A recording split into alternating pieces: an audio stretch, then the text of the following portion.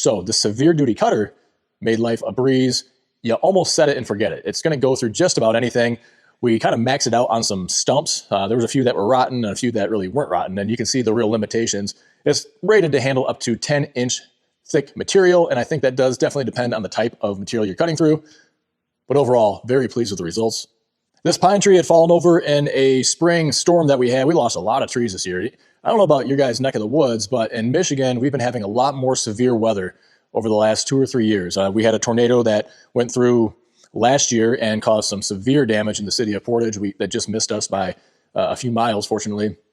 And then a lot of other damaging storms. We lost big trees in multiple storms, both of the last years, and a lot of them have just been out of the way, so we haven't had to worry about them. But even you're finding big limbs that come down all across the trails that just randomly fall because they're hung up in trees, and then another wind comes through later in the year and blows them down. It's pretty crazy. So I didn't want to mess with this tree here because I didn't want to hamper or destroy all the growth. I have switchgrass that's coming in and some other screen and some other, just some other landscape that I'm beautifying. So it was really hard for me to get in there. But at this point, it was easy to see where the areas were that I didn't want to otherwise destroy, and got that severe duty mower in here on my skid steer and absolutely just vaporized this tree in maybe 10 or 15 minutes. It left pretty much just the bottom portion of the trunk of the tree that we can actually use and do something with it if we want to, but a lot of fun. The one thing I will say is you need to stand back, stay clear, because that thing will fling debris. And at some point, if you watch closely, you're going to see something hits the drone that's filming it and kind of shakes it a little bit. I saw it happen and I thought maybe it was going to fall out of the sky, but it didn't.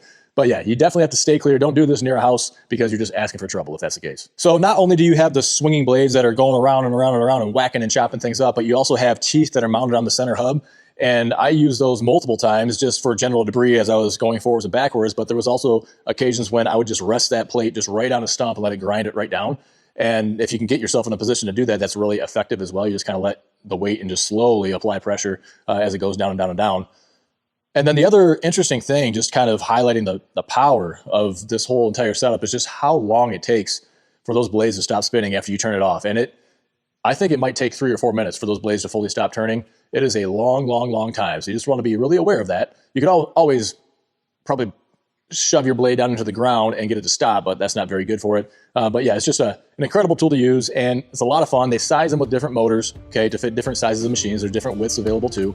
And if you go to tractortools.com, if you decide this is a tool for you, well, we ship those nationwide. So you can go there, you can give us your machine information. We'll help you match up to the right size so you get the right tool the first time around. We want to set you up for success, no matter whether it's for your skid steer or for your tractor or even your ATV. I want to thank you for taking time out of your day to stop by, and until next time, stay safe. We'll see you soon.